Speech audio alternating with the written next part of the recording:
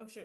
Hi, hello. This is Lead 205, and our group is Enable Others to Act, Empowering Leadership. My name is Yulua Debumi. Hi, I'm Kareen Holstrom. Hi, I'm Karen Foot. Hi, I'm Taylor Friedenberg. And I'm Drew Mowbray. Good. Next slide, please.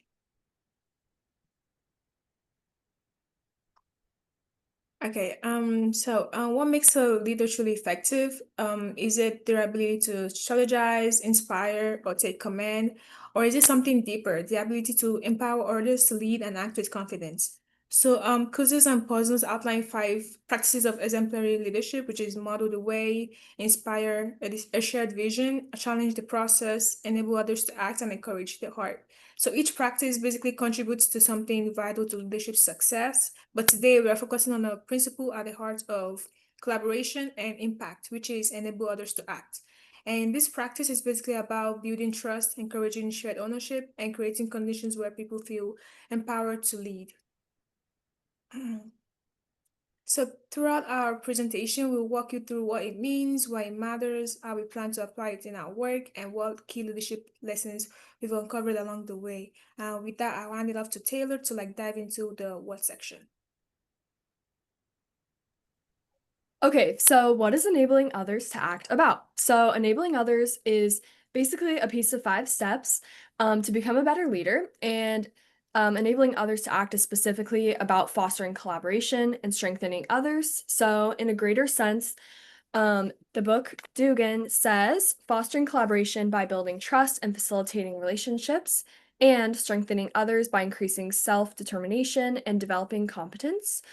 And this all is for the purpose of a wide range of beneficial outcomes, from leadership effectiveness to organizational goal achievement.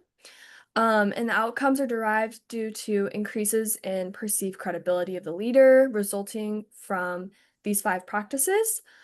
And then next slide, please.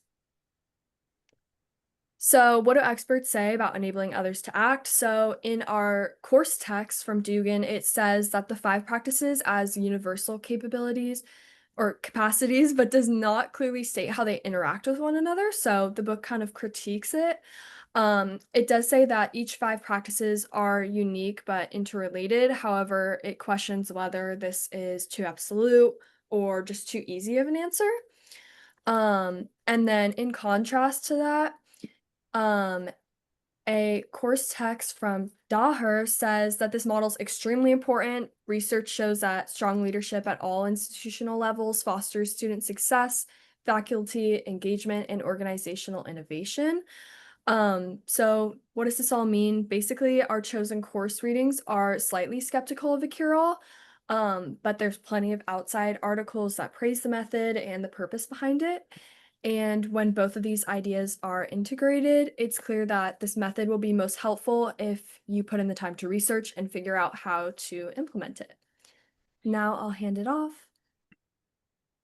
All right, so a little bit about this. So what? And oh my God, sorry.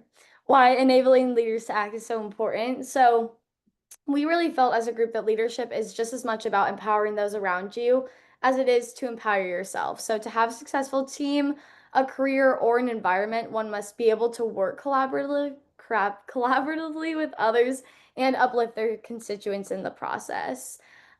This group project is actually a great example of enabling others to act. We as a team had to foster collaboration in a fully asynchronous class. So, this required us to build trust through rapid responding in an asynchronous way, encouraging each other to work, and trusting that our fellow team members would execute their work in a timely manner. We all agreed that most of our selected practice. However, we also believe that leaders can also make impactful changes on their own.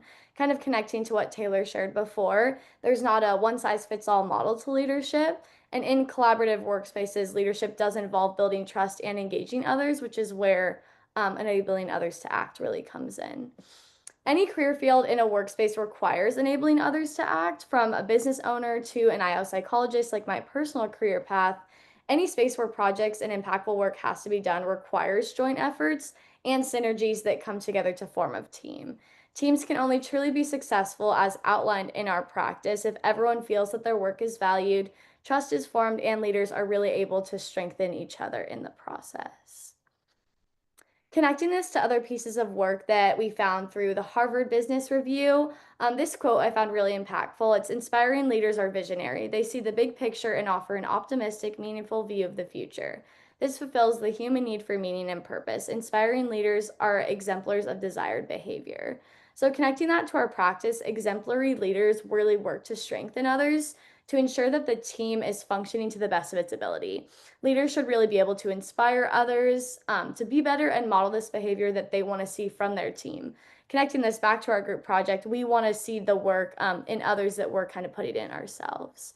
And defining your leadership depends on the workspace and projects, but more importantly, it relies on everyone's individuality. Sometimes it takes a joint effort to help everyone define their leadership style. That's kind of shown in this second quote from a different study that was done. It says, a great leadership style can make people appear more competent than they truly are, and a poor style can drag down a superior skill set. So, really focusing on the fact that everyone's different and has a unique approach to leadership, but together we can really build each other up and strengthen our practices overall. And I'll go ahead and pass it off to Karen. Thank you so much, Corinne. Now I'll be sharing the now what part of our presentation. First, I'll focus on building trust through inclusion. That means really listening to others, valuing their ideas, and making sure people feel like they belong and are part of the process. I want to create spaces where everyone feels safe sharing their voice. Second, we'll focus on strength-based delegation. So we plan to look at what people are naturally good at and give them roles where they can shine.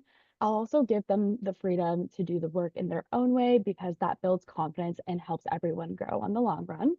And finally, we'll support others through guidance, not control. We want to encourage, check in, and celebrate progress, not micromanage their growth. I believe leaders don't need to all have the answers. We just need to prioritize lifting others up. One article from the Leadership Quarterly said when leaders trust and enable others to make decisions, they not only enhance team performance, but also develop internal leadership pipelines. That really stuck with me. So for me, enabling others to act isn't just a concept, it's a habit that we must carry forward in everything that we do to ensure that we are creating a collaborative and safe environment where people feel comfortable to speak up.